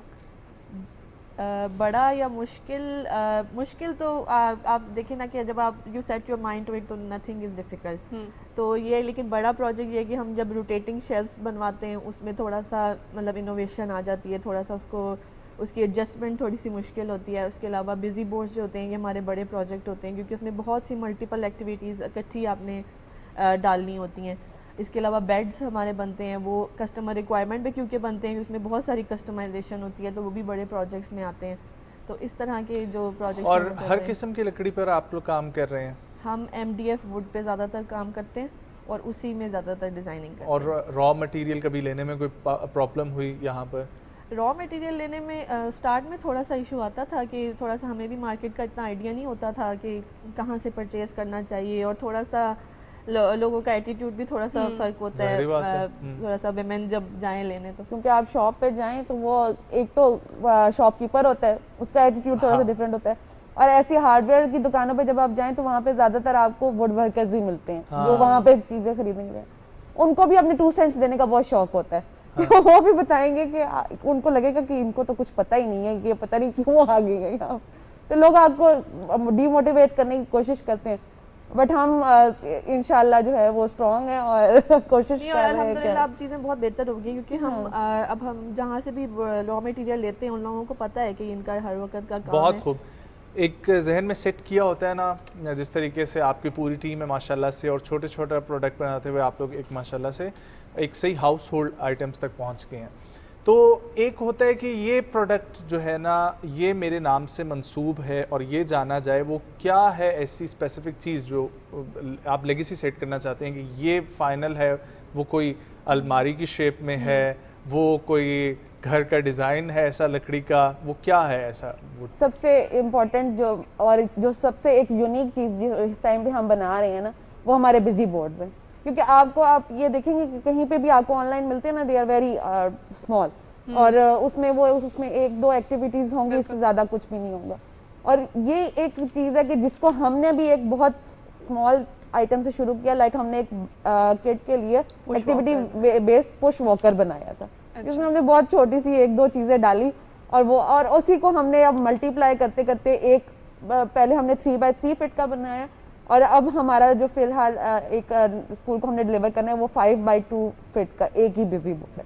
तो इसी चीज़ को हम मल्टीप्लाई कर रहे हैं और ये हमारा एक सिग्नेचर आइटम इस टाइम पे बन चुका है। Well, thank you so much ma'am, बहुत अच्छा लगा आप लोगों से बात करके। Wish you best of luck, Allah आप लोगों को इसी तरीके से साथ देता रहे। और बहुत अच्छा लगा, एक तो आपस में मोहब्बत की जो दास्तान है 4 बहनों की वो भी बहुत अच्छी लगी, और इसी तरीके से आप लोग भी अगर कोई बिज़नेस शुरू करना चाहते हैं तो सोचें मत, उसको शुरू करें। शुरू में मुश्किलात आती हैं लेकिन आगे चल के इसी तरीके से बहुत आपको अच्छा लगता है जब आपका बिजनेस ग्रो कर रहा होता है। 2 चीज़ें देखने को मिले हमें कि एक तो वुमेन एम्पावरमेंट और दूसरी यूनिटी, कि आप अपने घर से ही जो है वो चीज़ों को शुरू कर सकते हैं। और मेरे ख्याल से जब आप खुद यूनिटी रखेंगे तो आपको बाहर से किसी की ज़रूरत ही नहीं पड़ेगी, आप घर में ही वो सारी चीज़ें जो है वो कंटिन्यू कर सकते हैं। शामिल करते हैं न्यूज़ ब्रेक, वापस आएंगे, कंटिन्यू करेंगे हमारे साथ।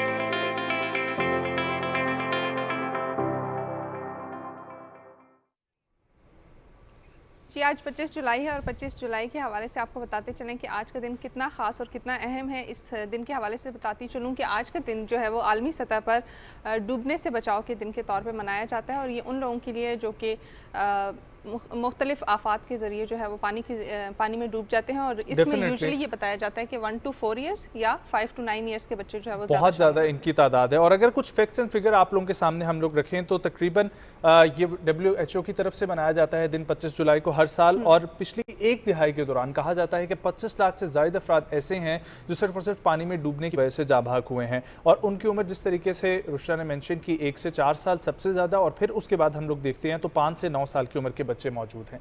एक रिपोर्ट है हमारे पास, वो आप लोग देखें। गुज़िश्ता अशरे में दुनिया भर में डूबकर मरने वालों की तादाद 25 लाख से जायद रही है।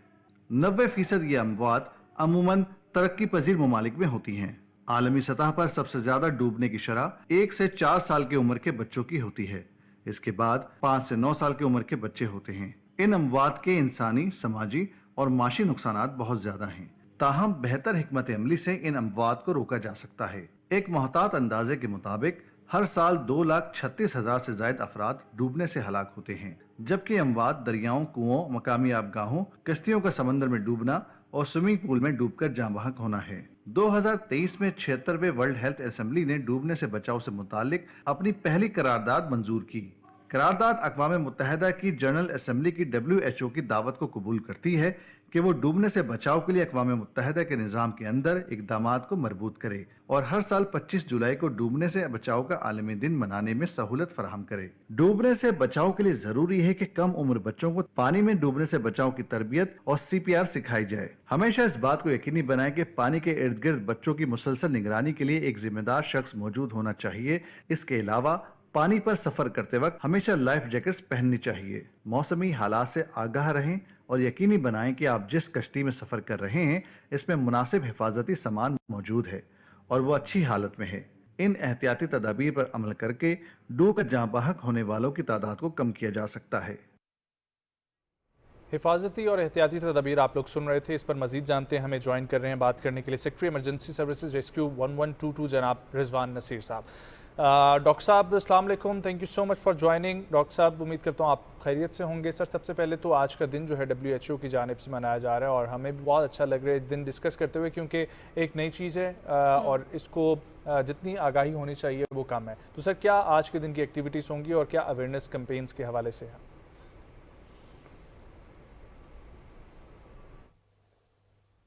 जी, रेस्क्यू 1122 एक इमरजेंसी सर्विस है जिसका निज़ाम पाकिस्तान के अंदर कायम हुआ और ये हर कोई कहता था कि ऐसी एक जदीद लेवल की इमरजेंसी सर्विसेज नामुमकिन बात है पाकिस्तान जैसे मुल्क में। अल्लाह का शुक्र है कि जो एक नामुमकिन चीज़ लगती थी कि जी अमेरिका और यूरोप नहीं है, वहाँ पे आज एक जदीद इमरजेंसी सर्विस ने कायम हुई जिसने अब तक 1,25,00,000 से ज़्यादा लोगों को रेस्क्यू किया है और इसको ये भी एजाज़ हासिल है कि पूरे जनूबी एशिया के अंदर ये पहली सर्विस है जिसको अर्बन सर्च एंड रेस्क्यू के लिए अक़वाम मुत्तहिदा ने सर्टिफिकेशन दी है। तो यहीं पे हम साथ साथ जो हमारी कोशिश होती है, जहाँ पे हम जिंदगियां बचा रहे हैं, चाहे वो ट्रैफिक हादसात हैं, इसी तरह से जो ट्रैफिक हादसात में बहुत बड़ी जो एक इंसिडेंट होता है, इसी तरह से और जितने मेडिकल इमरजेंसीज़ हैं, इसी तरह जो आजकल सैलाब है उसके अंदर अब तक देखें तो हमने 40,000 से ज़्यादा लोगों को ट्रांसपोर्ट किया है, एवैक्यूएट किया है। तो इस वक्त जो हमारी सैलाबी सिचुएशन जा रही है उसमें ख़ास तौर पे जो आज का दिन है इसकी बहुत ज़्यादा अहमियत है। बिकॉज कहते हैं ना, बेहतर है कि आप बचाव कर लीजिए रादर देन कि एक अगर बंदा डूबा हो, जो कि ऑलमोस्ट अगर हम अब तक देखें तो हमने इस वक्त तक 16,708 ड्राउनिंग के विक्टिम्स हैं जो पिछले 10-12 साल में जिन लोगों को हमने रेस्क्यू किया। और ये बड़ा मुश्किल होता है। ये ज़्यादातर लोग जो है शहर से बाहर किसी नहर में या किसी दरिया में डूबते हैं और उसके लिए आप अंदाज़ा करें कम से कम 3-3, 4-4 दिन हमें वहाँ पे ऑपरेशन करना पड़ता है और कभी कभार 10-10, 12-12 किलोमीटर दूर जाके हमें जो है उनकी बॉडीज़ मिलती हैं।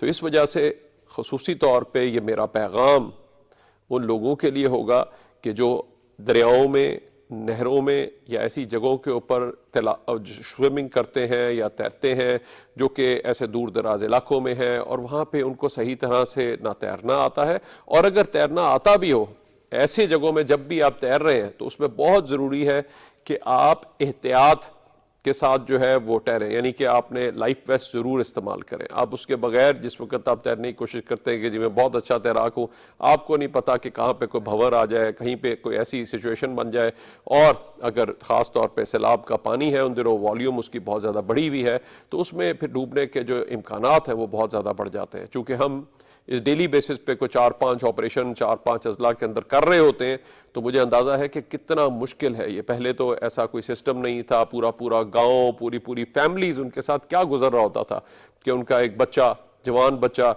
जो कि ज़्यादातर जवान लोग हैं चूँकि इसके अंदर जाते हैं, और वो अब नहीं मिल रहा और वो काफ़ी दिनों से लापता है। अब उनको ना समझ आ रही है कि अब इसकी तदफीन किस तरह करें, क्योंकि जब बॉडी ही नहीं मिल रही तो कितना मुश्किल टाइम गुजरता था। ये हमने चैलेंज के तौर पे एक्सेप्ट किया। जिस तरह से आज हमने हादसात पे, इसी तरह से ये सारा मोटर बाइक रेस्क्यू सर्विस देखे तो उस पर हमने 14 लाख से ज़्यादा एमरजेंसीज पर रिस्पॉन्ड किया, 4 मिनट का औसत रिस्पॉन्स टाइम रखा है जो कि इंटरनेशनली भी एक अचीवमेंट है। तो हमने भी इसको भी एज अ चैलेंज एक्सेप्ट किया और आज हम इन तमाम ड्राउनिंग की जितनी कॉल्स आती हैं उस पर हम रिस्पॉन्ड करते हैं। लेकिन जो मैं उनकी फैमिलीज़ को देखता हूँ जो उनके साथ गुजरती है, तो जो आप सोचिए किसी का जवान बच्चा मिसिंग हो, किसी का जवान बच्चा ना मिल रहा हो, उसकी बॉडी ना मिले, तो उस फैमिली के साथ उसके साथ क्या गुजर रहा होता है और कितने कितने दिन वो वहाँ पे बैठे होते हैं। तो मेरी सबसे अपील होगी, ये जो आज आलमी दिन हम बना रहे हैं ड्राउनिंग प्रिवेंशन का, और ख़ुसूसी तौर पे आजकल जो फ्लड्स भी चल रहे हैं, अपनी ज़िंदगियों को ख़तरे में मत डालें। 2 जगहों पे मैं ख़ास तौर पे ये कहूँगा, शहर में अगर आपको कोई बहुत ज़रूरी नहीं है तो बाहर ना निकले, और अगर पानी कहीं पे खड़ा है तो कोई और थोड़ा लंबा रास्ता ले लें बेशक, लेकिन उस पानी में मत जाएं। कोई पता नहीं कि वहाँ पे इखराज के लिए कोई गटर का ढक्कन खुला हुआ हो या कोई ऐसी जगह हो जो आपको नज़र ना आए और आप उसमें चले जाएं। सो एक तो ये मैं ख़ास तौर पर, चूँकि आजकल एक सैलाबी सिचुएशन है, तो उसके लिए मैं ख़ास तौर पर लोगों से कहूँगा शहरों में एहतियात करें। जब बारिश हो रही है को अननेसेसरली बहुत ज़रूरी है तो फिर ठीक है, अदरवाइज़ कोशिश करें अवॉइड करें बाहर जाने से, और ख़ुसूसी तौर पर ऐसे एरिया में मत जाएँ। दूसरा मैं लोगों से कहूँगा कि जहाँ पे भी आपको हुकूमत ने अपील कर दी है कि आप इस एरिया से निकल जाएं, पीछे सैलाब आ रहा है, तो उस एरिया को छोड़ जाएं। कुछ दिनों बाद जब सारी सिचुएशन क्लियर हो जाए वापस आ जाएं। अपनी जान को, अपने मवेशी भी अगर टाइम पे आप निकाल लेंगे तो वो भी बचे रहेंगे। तो इसलिए जितने भी लोग हैं वो वहाँ पे जहाँ पे अपील आ जाती है और जहाँ पे भी आपको कहा गया है कि दरिया में पानी आने का ख़तरा है, कुछ अरसे के लिए अगर उस इलाके को आप छोड़ जाएं तो यह आपके लिए भी बेहतर है, ताकि आप खुदा न खास्ता ऐसी सिचुएशन में डूबने से बच सके। तो इसलिए ये आज का दिन खुसूसी तौर पे मौजूदा सूरत हाल में इस वक्त बहुत ज़रूरी है। तो गवर्नमेंट की जो भी अपील जाती है उस पर ज़रूर सुने, उस पर एहतियाती तदाबीर लें ताकि कोई भी डूबने से जो है बच सके। साथ ही साथ हुकूमत ने एक और जो बहुत अच्छा कदम लिया है वो ये है कि बाकायदा आपको CPR की, ये प्राइम मिनिस्टर साहब का प्रोग्राम है जिसके तहत आपको CPR सिखाई जाती है, कार्डियोपल्मोनरी रिससिटेशन। तो इसलिए पाक लाइफ सेवर है, ये ऐप अगर डाउनलोड कर लें, जहाँ पे आप सोशल मीडिया पे इतना टाइम और चीज़ों पे लगाते हैं, वहाँ पे आप CPR सीख सकेंगे कि किस तरह से किसी की भी अगर डूबने हुए विक्टिम को आप निकाल के ज़रूर कोशिश करें 15-20 मिनट बल्कि आधा घंटा भी अगर आपको CPR करनी पड़ती है तो बारी बारी करके, बिकॉज ऑब्वियसली एक बंदा तो आधा घंटा नहीं कर सकता, तो इसलिए 2 या 3 लोग जो है वो बीच में चेस्ट के दरमियान में रख के लोअर हिस्से में वहाँ पे 1 मिनट में 2 इंच तकरीबन दबाना है आपने और 100 से 120 बार दबाना है। तो इस अमल को जो है वो छाती दबाने का जो है वो अमल जारी रखें, और इसके साथ आप बहुत सारे जो हो सकता है वो जो ड्राउनिंग विक्टिम है उसको आप रिवाइव कर सकें, और कई ऐसी मिसालें मौजूद हैं जहाँ पे लोगों ने रिवाइव किया। सो सबसे पहले CPR सीखें। दूसरा, अगर ऐसी किसी भी एरिया में जाना हो, खुसूसी तौर पे दरिया और नहर में जा रहे हैं, तो बगैर लाइफ वेस्ट के या कोई रिंग या ट्यूब लिए बगैर आपने अंदर नहीं जाना। क्या आपको जितनी भी अच्छी स्विमिंग आती हो सकता है वहाँ पे कोई क्रैम्प पड़ जाए, वहाँ पे कोई और हो जाए या कोई भंवर आ जाए, तो ऐसी सिचुएशन में आप ट्रैप हो सकते हैं। तो इस चीज़ की खुसूसी तौर पे जो है वो एहतियात करें और ऐसे इलाकों में जाने से गुरेज करें। तीसरी चीज़, आजकल चूँकि सैलाबी सिचुएशन जहाँ पे भी आपको वार्निंग दी जाती है तो बेहतर है कि आप उस एरिया को पहले छोड़ जाएं, ताकि खुदा न खास्ता आपकी फैमिली की या आपने माल मवेशी जो भी आपने रखे होते हैं जिसको खसूसी तौर पे लोग छोड़ के नहीं जाना चाहते, उनको भी पहले निकाल लें ताकि इसमें किसी का भी नुकसान ना हो। तो ये चंद एहतियाती तदाबीर इख्तियार करके मैं समझता हूँ कि ये जो आज हमने 16,708 जो है डूबने के वाक़यात जिन पे हमने रिस्पॉन्ड किया है रेस्क्यू 1112 ने सिर्फ, तो वो उनसे हम बच सकते हैं। तो मैं उम्मीद करता हूँ कि ये जो भी लोग हैं खुसूसी तौर पे जो मेरे जो शहर में जहाँ पे ये बारिश हो रही है और वहाँ पे पानी खड़ा है वहाँ पे जाने से गुरेज करें, और वहाँ पे जो करीब खंबे वगैरह हैं उनसे भी दूर रहें, और साथ ही साथ जो खसूसी तौर पे जहाँ पे दरियाओं में सैलाब आ रहा है, इस वक्त नालों में सैलाब आ रहा है, वहाँ पे जाने से गुरेज करें अगर कोई बहुत और टाइम पे वहाँ से निकल जाए, ताकि आपकी जान को ख़तरा ना हो और डूबने से आप बच सकें। बिल्कुल सर, जिस तरह से आप भी जिक्र कर रहे हैं कि बारिशों की वजह से मुल्क के बेशतर इलाकों में सैलाबी सूरत हाल पैदा होने की भी खदशात हैं, तो ये बताइएगा कि ऐसी सूरत हाल से निपटने के लिए रेस्क्यू 1122 के पास कौन सी जदीद सहूलियात मौजूद हैं?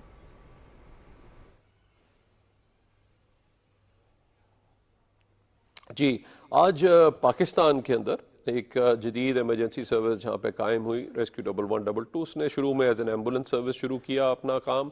तो 1,25,00,000 एमरजेंसीज़ को हमने अब तक रिस्पॉन्ड किया है और औसत रिस्पॉन्स टाइम 8 मिनट बरकरार रखा है। इसी तरह जब ट्रैफिक बढ़ी तो हमने जो है वो अपनी मोटर बाइक रेस्क्यू सर्विस शुरू की और उसको अब तक 14 लाख एमरजेंसीज़ पे रिस्पॉन्ड करके 4 मिनट का औसत रिस्पॉन्स टाइम बरकरार रखा, जो कि इंटरनेशनली भी एक अचीवमेंट है। इसी तरह फायर सर्विस के बुरे हालात थे तो उस पर अब तक हम 2,15,000 फायर इंसिडेंट्स पे रिस्पॉन्ड किया और अब तक 600 650 अरब से ज़्यादा के नुकसान बचा चुके हैं।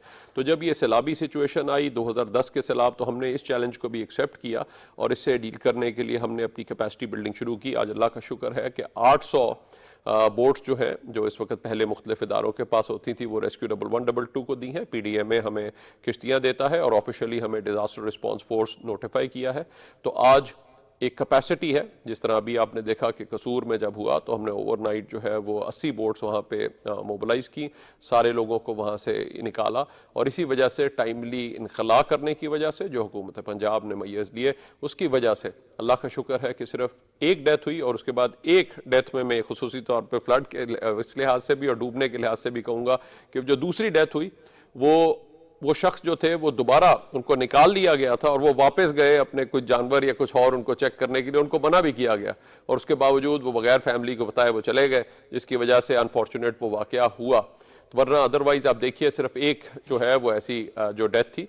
तो इसलिए ये ऐसी सूरत हाल में ये आज जो कैपेसिटी बिल्ड हुई है और उसकी वजह से हमने जो आज वहाँ पे रिस्पॉन्ड किया है, मैं समझता हूँ एक बहुत बड़ा ये एक चेंज का अमल है और इसके ज़रिए आज हमने 40,000 से ज़्यादा लोगों को एवैक्यूएट भी किया है और उसके बाद ट्रांसपोर्ट भी किया है, बिकॉज बहुत सारे लोग ऐसे एरियाज़ को नहीं छोड़ते और अपने जो पीछे उनके माल वैश रह जाते हैं उनके लिए जो है वो जाना चाहते हैं वापस चेक करने के लिए, फैमिलीज़ को अपने भेज दिया होता है, तो उनको भी हम सपोर्ट प्रोवाइड कर रहे हैं। या कोई ऐसे एरियाज़ है जहाँ पे पानी आ गया और वहाँ पे उनको खुराक या कुछ और चीज़ें पहुँचाने की ज़रूरत है, उनको भी जो है हम ये ट्रांसपोर्ट प्रोवाइड कर रहे हैं साथ साथ। तो ये अब रेस्क्यू 1122 ने एक कैपेसिटी बिल्ड की है और इसके ज़रिए आज हमारा रिस्पॉन्स बहुत बेहतर है।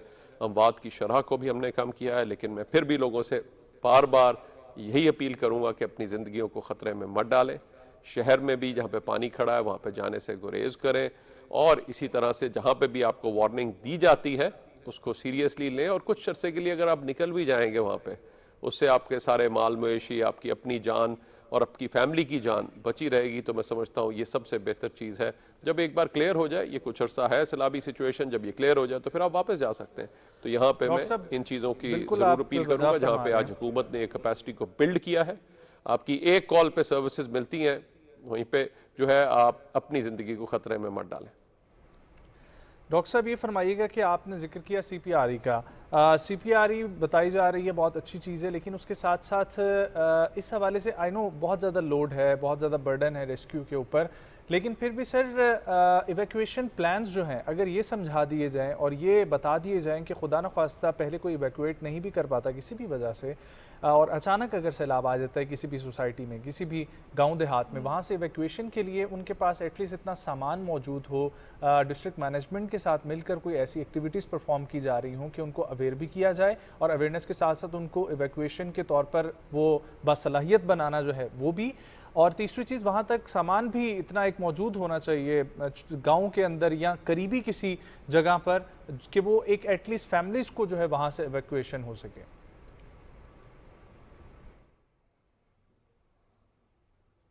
जी, ये आपने बड़ी ही इम्पोर्टेंट बात की, क्योंकि ज़िले इंतज़ामिया के साथ मिलकर, PDMA के साथ मिलकर और वहाँ का जो हमारा डिस्ट्रिक्ट इमरजेंसी ऑफिसर होता है, उन्होंने बाकायदा ये एक ऑर्गेनाइज्ड प्रोग्राम है जिसके तहत जैसे ही आपको मेट से पता चलता है कि वहाँ से पीछे से ये इतना जो है इस वक्त ये सूरत हाल है जहाँ पे बारिश हो रही है, और उसके साथ ही जैसे ही आपको इरिगेशन से पता चलता है कि जी यहाँ से इतना पानी आ रहा है, तो ये बाकायदा एक कोऑर्डिनेटेड मैकेनिज्म होता है जिसमें फिर उसको एनालिसिस किया जाता है और वार्निंग को इशू किया जाता है। तो वो वार्निंग ज़िला इंतज़ामिया को भी चली जाती है और इसी तरह से फिर अनाउंसमेंट की जाती हैं उस लोकल एरिया के अंदर कि यहाँ पे इस वक्त पानी आ रहा है और इतने अरसे इतने टाइम फ्रेम में पानी जो है वहाँ पे आ जाएगा। तो इसलिए वहाँ पे उनसे कहा जाता है कि निकाल लिया जाए। तो फिर ज़िले इंतज़ामिया और पुलिस के साथ मिलकर हम वहाँ से लोगों को जो है निकाल लेते हैं। जहाँ पे अगर पानी आ चुका हो तो वहाँ पे रेस्क्यू जो है वो चाहे हमारा किसी एरिया में भी, अगर दरिया रावी में आता है, नारोवाल के एरिया से हम शुरू कर देते हैं ये इवैक्यूएशन का पूरा अमल। इसी तरह से दरिया सतलुज में जिस वक्त आता है तो कसूर से हम शुरू कर देते हैं। इसी तरह दरिया चिनाब में भी है तो उसमें भी हमारा, तो ये पूरा एक प्रोसेस है जिसमें चारों तरफ हमारी डिप्लॉयमेंट्स होती हैं, चाहे वो पानी के अंदर हैं लोग, उनको भी हम निकाल रहे होते हैं, बल्कि उनके मवेशी तक जो है हमने जानवरों तक को निकाल देते हैं वहाँ पे हम किश्तियों के अंदर। लेकिन फिर भी और कोशिश यही होती है कि उनको टाइमली जो है ज़िला इंतज़ामिया ने जो वार्निंग दी है तो वहाँ पे निकल जाएं लोग। अक्सर जो हमें प्रॉब्लम आती है वो ये है कि लोग टाइम पे निकलते नहीं है, जिसकी वजह से फिर उनकी जान और माल दोनों ख़तरे में होते हैं। सो ये ऑब्वियसली इस वार्निंग को सीरियसली लें और जो है वहाँ से निकलना जो है वो बहुत ज़रूरी है, अपनी जानो माल को ख़तरे में मत डालें। तो ये हमारी बड़ा एक वेल कोऑर्डिनेटेड हुकूमत का एक निज़ाम है और तो इसके तहत हमारी सारी इंतज़ामिया पूरी उस वक्त एक्टिव होती है, क्योंकि सबसे अवलीन तरजीह किसी की भी इस लोगों की ज़िंदगियाँ और जानें बचाना है।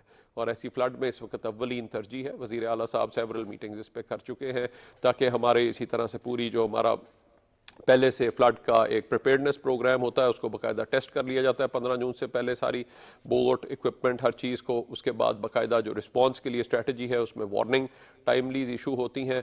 ये और बात है कि लोग अगर उसको सीरियसली नहीं लेते और फिर भी कोई जानबूझ के, जिस तरह ये जो दूसरी डेथ हुई जब उनको निकाल लिया गया था बगैर बताए, वो चले गए वापस अपने इलाके में चेक करने के लिए, कुछ चीज़ें लेने के लिए, तो ऐसी सूरत हाल में ऑब्वियसली वो अपनी ज़िंदगी को ख़तरे में डाल रहे होते हैं। तो मेरी लोगों से अपील यही होगी कि ये एस्टिमेट मत करें कि जी हमें बहुत थोड़ा पानी है, हो सकता है आगे कोई गड़ा हो जिसमें पानी गहरा हो और उसमें आप फंस जाएं और फिर ऐसी दलदल की सिचुएशन में जहाँ पे वो पानी और मिट्टी में आप फंस सकते हैं।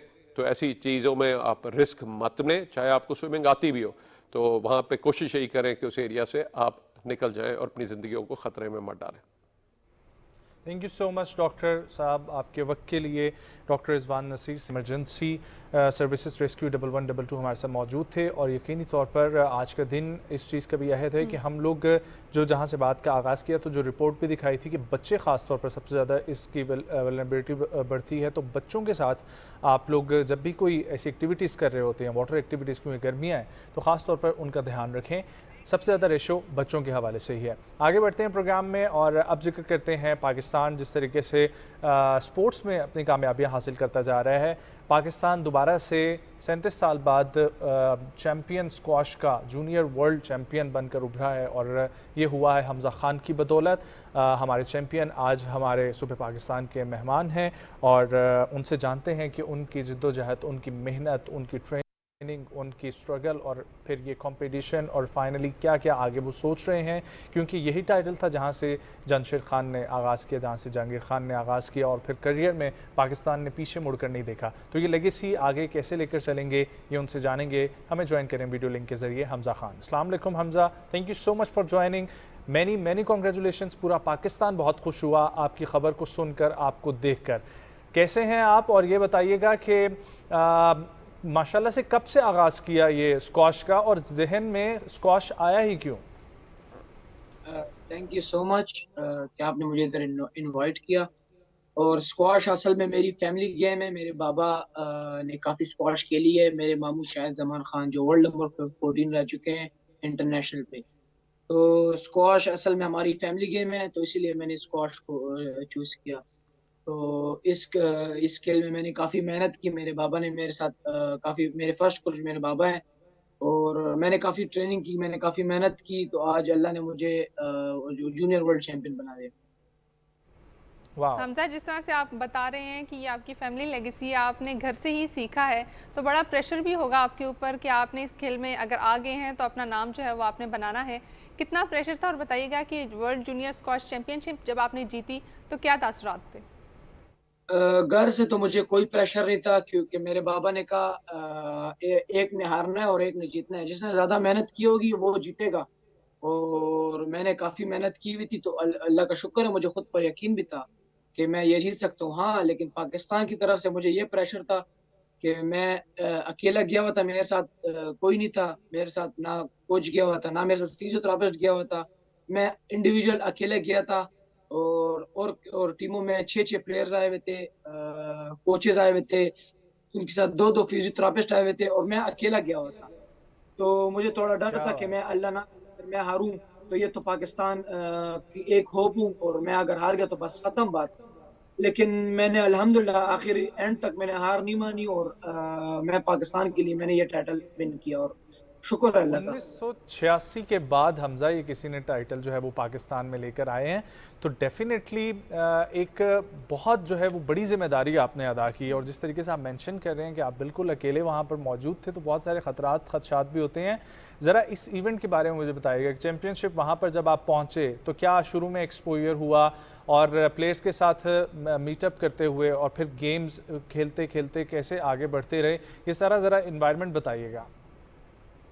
जब मैं यहाँ पर आया तो मैं यहाँ पर तकरीबन 5 के 4 दिन पहले आया, तो आपको पता है यहाँ पर हमारा मौसम और टाइम थोड़ा सा एडजस्ट करना पड़ता है, जेट लैग वगैरह, तो अल्लाह का शुक्र हम एडजस्ट हो गए। और मेरे साथ यहाँ पर हमारे कुछ और दोस्त भी थे, जिसमें से शिरोज भाई, मंसूर जमान जूनियर और भी काफ़ी इस तरह के मजीद, सारे मुझे उन्होंने काफ़ी सपोर्ट किया। उन्होंने मुझे इधर रेस्टोरेंट में अच्छे अच्छे खाने खिलाए, तो शुक्र अल्लाह का। जी शुक्र अल्लाह का, अल्लाह ने जिस मकसद के लिए गया था उस मकसद में मैं कामयाब हुआ, और एक बहुत बड़ी बात है पाकिस्तान के लिए। हमजा, इस इवेंट के लिए आपने बहुत सारी प्रैक्टिस भी की होगी, ज़रा उस हवाले से भी बताइएगा कि कितनी टाइम जो है वो आप शुरू हो चुके थे कि आपने वर्ल्ड जूनियर स्क्वॉश चैंपियनशिप जो है वो जीतनी है। इस टूर्नामेंट के लिए मैंने काफ़ी मेहनत की हुई थी पाकिस्तान आर्मी में, और पाकिस्तान आर्मी के मैनेजर जो मुझे मैनेज कर रहे थे, मेजर सुलेमान, उनके साथ मैंने काफ़ी ट्रेनिंग की हुई है, और आसिफ खान के साथ, तो उन्होंने मुझे काफ़ी मेहनत कराई, और मैं बड़ा शुक्रगुजार हूँ इन सब का कि इन सब ने मेरे साथ काफ़ी कोचेज़ हैं, मैं सबका शुक्रगुजार हूँ। अगर मैं आज एक का नाम लूंगा तो बाकी भी सारे खफा होंगे, तो मैं सबका शुक्रगुजार हूँ तहे दिल से। सही बात है। अच्छा हमजा, मुझे ये बताएं कि जीतने के मोमेंट्स होते हैं, एक तो वो मोमेंट्स कैसे थे जब आपको ये पता चला कि चैम्पियनशिप आप जीत चुके हैं, और फिर फाइनली पोडियम पे खड़े होकर पाकिस्तान के फ्लैग के साथ, एक वो मोमेंट, और दूसरी चीज़ ये कि बहुत बड़े बड़े प्लेयर्स पाकिस्तान में भी मौजूद हैं, जमशेद खान, जहांगीर खान, तो फ़ोन किस किस की तरफ से आया मुबारकबाद का? मुझे ये एक बहुत बड़ा टूर्नामेंट था पूरे वर्ल्ड का, जिसको वर्ल्ड जूनियर नाम देते हैं, वर्ल्ड जूनियर चैंपियन, और 37 इयर्स के बाद मैं दूसरा पाकिस्तानी होकर मैंने पाकिस्तान का ये परचम पूरे दुनिया में लहराया। और मुझे पहले तो यकीन नहीं आ रहा था कि मैंने ये टाइटल जीता, और उसके बाद मुझे पता लगा हाँ मैं जीत गया टाइटल पाकिस्तान के लिए। तो अभी तक मुझे फ़ोन तो पूरे वर्ल्ड से आया है। मुझे इमरान खान साहब ने ट्वीट किया, शहबाज शरीफ साहब ने ट्वीट किया, और इस तरह है कि अभी मैं नाम भूल गया हूँ, लेकिन जिसने ट्वीट किया उनको सबका शुक्रगुजार। लेकिन मुझे सपोर्ट की ज़रूरत है, मुझे स्पॉन्सर की ज़रूरत है। मेरे पास अभी कोई स्पॉन्सर नहीं है इस टाइम, तो मुझे स्पॉन्सर और सपोर्ट की ज़रूरत है। फाइनेंशियली में हम बड़े वीक हैं। हमजा, ये बताइएगा कि आगे आप क्या गोल रखते हैं कि आपने कौन कौन सी चैंपियनशिप्स में जो है वो हिस्सा लेना है? आगे अगर मुझे पूरे गवर्नमेंट की तरफ से सपोर्ट रही तो इंशाल्लाह ताला मैं आगे इससे बड़े सीनियर में टूर्नामेंट होंगे, इंशाल्लाह मैं उसका वर्ल्ड का चैंपियनशिप टाइटल लाऊंगा पाकिस्तान के लिए इंशाल्लाह। गवर्नमेंट भी आपको सपोर्ट करेगी, हमारी सपोर्ट भी आपके साथ है, और मैं तमाम तर नाजरीन जो इस वक्त देख रहे हैं, और ख़ास तौर पर बिजनेसमैन कम्युनिटी जो क्रिकेट में बहुत ज़्यादा इन्वेस्ट करती है, बहुत बड़े बड़े ब्रांड्स पाकिस्तान में ऐसे हैं स्पोर्ट्स के जो इन्वेस्ट करते हैं, आपसे हज़ारों दफ़ा अपील कर चुके हैं कि ऐसे बहुत सारे उभरते हुए सितारे पाकिस्तान में मौजूद हैं जो चैम्पियंस हैं दुनिया के, तो खुदारा आगे बढ़ें और इन लोगों का साथ दें। एक गेम ही नहीं है, बाकी बहुत सारी गेम्स मौजूद हैं जिनको ऊपर लाने की ज़रूरत है। हमजा, मुझे ये बताएं कि वापसी के प्लान क्या है, और क्या क्या सोचा हुआ है कि आगे जो है ना वो एकेडमी की तरफ जाना है, एकेडमी बनानी है, डिपार्टमेंटल स्पोर्ट्स किसी की ज्वाइन करनी है, अपनी अकेले ही प्रैक्टिस करते हुए रहना है, क्या प्लान क्या है अब आगे? अभी तो मैं पाकिस्तान आर्मी की तरफ से खेल रहा हूँ, आर्मी मुझे सपोर्ट भी कर रही है। और आगे आपको पता है जब मैं वर्ल्ड जूनियर चैंपियन बना तो मुझे यूएसए से मुझे ऑफर आई कि आप हमारी कंट्री के लिए खेलो, ऑस्ट्रेलिया से ऑफर आई कि आप हमारी कंट्री के लिए खेलो। लेकिन बाबा ने मुझे एक ही बात बताई थी, बेटा आप पाकिस्तान में आप पैदा हुए हो, आपने पाकिस्तान में स्क्वॉश सीखी, तो जो इज्जत आपको पाकिस्तान में मिल सकती है वो आपको और कहीं पर नहीं मिल सकती। तो मैं चाहता हूं कि मुझे पाकिस्तान में सपोर्ट दी जाए, जो मुझे चाहिए, जो मुझे ज़रूरत है, मुझे वो दें। और इंशाल्लाह परफॉर्मेंस हमारा काम है, सपोर्ट पाकिस्तान का काम है, परफॉर्मेंस देना हमारा काम है। इंशाल्लाह कितने घंटों की परफॉर्मेंस थी आपकी, कितने घंटे आपकी प्रैक्टिस थी, डाइट कौन से इस्तेमाल कर रहे थे? मैं इस टूर्नामेंट के लिए जब मैं रेडी हो रहा था, तो लेकिन मेरा एक मकसद था कि मैंने हर सूरत में ये टारगेट मैंने हासिल करना है और मैंने ये रिकॉर्ड तोड़ना है। तो मैं रात के 2 ढाई बजे में उठकर मैंने रनिंग की अकेले होकर। तो ये वो सोच के नहीं कि मैंने कहा बस पाकिस्तान हर जगह मैंने कहा अपनी पाकिस्तान के लिए मैंने हर सूरत में टाइटल जीतना है। मैं एक क्रेजी बन चुका था कि मैंने कहा नहीं जीतना है मुझे। तो शुक्र है जिस मकसद के लिए मैंने मेहनत की, सुबह 5 बजे से लेकर 7 तक फिजिकल, रात को और दिन को 6 7 7 8 घंटे मैंने स्क्वाश में बिताए। तो ये एक बहुत बड़ी बात है पाकिस्तान के लिए। हमसे ये बताइएगा कि इस टूर्नामेंट का सबसे मुश्किल तरीन मुकाबला आपका किसके साथ था? मुश्किल तरीन मुकाबला, मेरे तमाम मैचेस काफी टफ हुए। मैं एक मैच भी अपना इजी नहीं जीता। मैं 3-1 3-2 80 मिनट मैं कोर्ट के अंदर मौजूद, पसीने निकल रहे हैं लेकिन मैं हार नहीं मान रहा। 80 मिनट तो मैंने काफी क्या कहते हैं, खुद को मैंने खुद मोटिवेट किया और टाइटल में पाकिस्तान के लिए जीता। वर्ल्ड चैंपियन आप बन चुके हैं माशाल्लाह से, जो कि वर्ल्ड चैंपियनशिप का जब आपने टाइटल उठाया तो इस बात को साबित कर दिया है कि उस एज ब्रैकेट में जो है वो आपसे बेहतर कोई नहीं है। लेकिन किसी प्लेयर से आप इंस्पायर हुए हो ड्यूरिंग गेम और आपको लगा हो कि बहुत अच्छी गेम है इसकी और उसकी टेक्निक से आपको भी सीखने का मौका मिला हो? इस वर्ल्ड जूनियर में क्या नहीं, वर्ल्ड जूनियर में भी और ओवरऑल भी। आप मेरी इंस्पिरेशन तो मेरे मामू है शायद जमान खान, क्योंकि उन्हीं को देख के मैंने ये स्क्वाश शुरू की। तो और इधर काफ़ी अच्छे प्लेयर है, लेकिन अल्हम्दुलिल्लाह अल्लाह ने मुझे टैलेंट ज़्यादा दिया था और मैं जी तो बस मैंने विन किया टाइटल और लोग मेरे से इंस्पायर हो रहे थे। बहुत अच्छी बात है, बहुत अच्छी बात है। और वहाँ पर भी जिस तरीके से आपने कहा कि आपको ऑस्ट्रेलिया और अमेरिका से ऑफ़र आ रही हैं, डेफिनेटली पाकिस्तान जो है वो जिस तरीके से आपके वालिद ने फरमाया कि जो यहाँ पर आपको इज़्ज़त मिल सकती है, आपका होम लैंड है, आपका होम ग्राउंड है और यहाँ से जो चीज़ जो प्यार मोहब्बत मिलेगी वो कहीं और से नहीं मिल सकती। लेकिन हाँ, आपको सपोर्ट करने की ज़रूरत है और इंशाल्लाह ये पूरा पाकिस्तान जो है वो आपकी सपोर्ट में निकलेगा। कोई मैसेज जो है वो आप देना चाहें अपने फेलोज़ को, पाकिस्तान के यंगस्टर्स को या स्क्वाश के एस्पिरेंट्स को जो इस गेम को ज्वाइन करना चाहते हैं या अभी स्ट्रगल कर रहे हैं इसमें?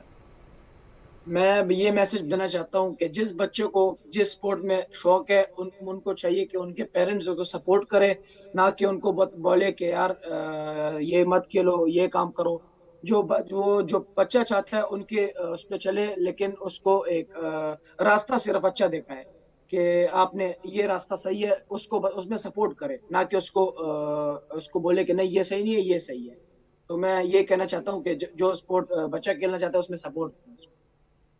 एग्जैक्टली बहुत अच्छी बात की हमजा ने कि आप उनकी गाइडेंस बने, लेकिन उनका जो भी गोल है या जो भी उनकी विशेज़ है उनको ज़रूर पूरा करें। अच्छा हमजा, आप साथ साथ स्टडी भी कर रहे हैं और स्टडी में कौन सी क्लास में है ये भी कुछ बताएं प्लीज़, बाकी एक्टिविटीज़ के बारे में भी अपना। मैं FG public school Tariq road का स्टूडेंट हूँ, फर्स्ट ईयर का। और मैं शुक्रगुजार हूँ मैडम जवेरिया का, क्योंकि उन्होंने मुझे काफ़ी सपोर्ट किया। मेरी ट्रेनिंग के टाइम में मुझे उन्होंने तकरीबन 3 महीने की लीव दी, मुझे छुट्टी दी, कहते हैं आप मेहनत करो और हम आपके साथ खड़े हैं। तो उनका भी मैं काफ़ी शुक्रिया। Well thank you so much Hamza Khan for joining, many congratulations. Pakistan का नाम इस तरीके से आप बुलंद करते रहें और यकीन माने पूरे पाकिस्तान को बहुत खुशी हुई है और अंदर से ये चीज़ हमारी निकली कि स्क्वाश की लेगेसी जो है वो पाकिस्तान में वापस आ रही है। Thank you so much for bringing that to Pakistan. और आगे बढ़ेंगे ख़वातीन, जिस तरीके से हम लोग जिक्र कर रहे हैं बहुत ही कीमती अयाम और बहुत ही कीमती घड़ियाँ और जो कीमती महीना